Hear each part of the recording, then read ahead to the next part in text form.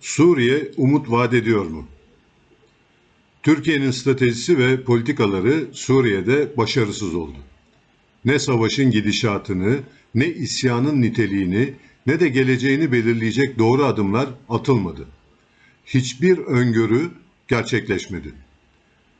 Rejim karşıtı olaylar Suriye Cumhurbaşkanı'nın görevi bırakacağı algısına dayanıyordu. Konuya müdahil devlet ve hükümet başkanlarının çoğu sahneden çekilirken Beşar Esad makamını korudu. Bugünkü haliyle Suriye 3 ana kontrol bölgesine bölünmüş durumda. Şam hükümeti, PKK, PYD, YPG ve IŞİD-DAEŞ kontrolü altındaki bölgeler ve kuzeyde muhaliflerin bulunduğu alanlar. Bunların yanı sıra ülkede çeşitli dış güçler ve devlet dışı aktörler mevcut. Oysa ki Türkiye gelişmelere itidalli yaklaşabilseydi bugünlerde başka şeyler yazıp konuşuyor olurduk. Ancak ya yapamadı ya da yapmasına izin verilmedi. Uyguladığı karmaşık politikalar ve ortama dair hesaplama hataları devasa bir sorun haline gelen milyonlarca sığınmacının ülkemize akmasına yol açtı. Yetmiyormuş gibi Afganlara da kapı açıldı. Askeri harekatları ve ideolojik olarak kendisine yakın olan gruplarla işbirliği, sınırları boyunca bir güvenlik şeridi oluşturmasına fırsat verse de Suriye'nin iş dünyasına ve hafızasına nüfuz etmesi mümkün olmadı. Hayal dünyası bir düşünce ürünü olan stratejik derinlik uygulamaları Türkiye'nin demografik yapısında her geçen gün tahribat yaratır hale geldi. Vize muafiyeti çerçevesinde Avrupa Birliği ile yapılan geri kabul anlaşması ve ortak göç eylem planları Türkiye'nin elini kolunu hepten bağladı. Yapılan anlaşmalar Avrupa Birliği ülkelerince tam karşılığını bulamadı. Ülkemiz insanı bir de örtülü vize uygulamalarıyla karşı karşıya kaldı. Schengen ülkelerinde reddedilen vizeler için 2023 yılı maliyeti 13 milyon euro olup geri alınamadığı da bir gerçek. Son günlerde sığınmacıların neden olduğu olaylar kökleri derinliklere uzanan yeni bir antipatinin doğmakta olduğunu gösterdi. Demokrasiyi Orta Doğu'ya getirmek mümkün değildir. Buna ne tarihleri, ne kültürleri, ne de eğitimleri izin verir.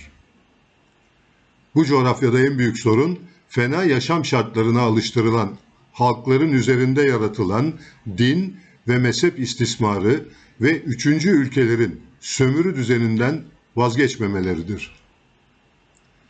Hükümetleri eline geçirenlerin tek gayesi ekonomik getirileri çerçevesinde iktidarlarını ölümlerine kadar sürdürme istekleridir.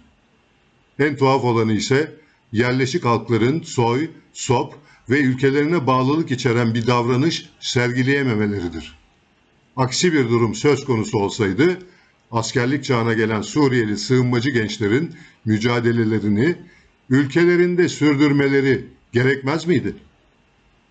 Son yıllarda ülkemize hiçbir getirisi olmayan Büyük Orta Doğu Projesi temelinde ılımlı İslam modeli dayatması kaygı vericidir. Milli Eğitim Bakanlığı'nın müfredatta yaptığı değişiklikler ve dini yapılarla imzaladığı protokollerle laik eğitimi zayıflatma çabaları hız kazanmıştır. Batı dünyası ile mücadele etmenin tek yolu bilim ve fen temelli eğitim modelidir. Hele ki inanç istismarından beslenen yönetimlerin ülkelerini ne hale getirdiği ortadayken, Ankara, Suriye politikasındaki yanlışlardan dönülebileceği sinyalini yüksek sesle verdi. Şimdi sıra Beşar Esad'da. Tarihte iyi bir yer edinmek istiyorsa göstereceği iradeyle ülkesine derin bir nefes aldırabilir. Yapması gereken mi? İdeolojik formattan kendini soyutlaması, cesaret ve sağduyu çerçevesinde atacağı adımlarla ülkesinin üniter yapısı ve toprak bütünlüğünü korumasıdır. Yaratılacak olumlu hava iki ülke ilişkilerini keşke bölücü terör örgütü elebaşının ülkeden çıkartıldığı ve PKK'ya verilen desteğin çekildiği 1990'lı yılların sonlarına götürebilse. Keşke Adana mutabakatı şartlarına döndürebilse. Keşke Amerika Birleşik Devletleri ve Rusya Federasyonu'nun bölgeden çekilmesine olanak verse. Keşke çevre ülkelere dağılmış olan Suriyelilerin evlerine dönüşüne fırsat yaratsa. Son sözse eğer ile meğeri evlendirmişler, onlardan keşke doğmuş.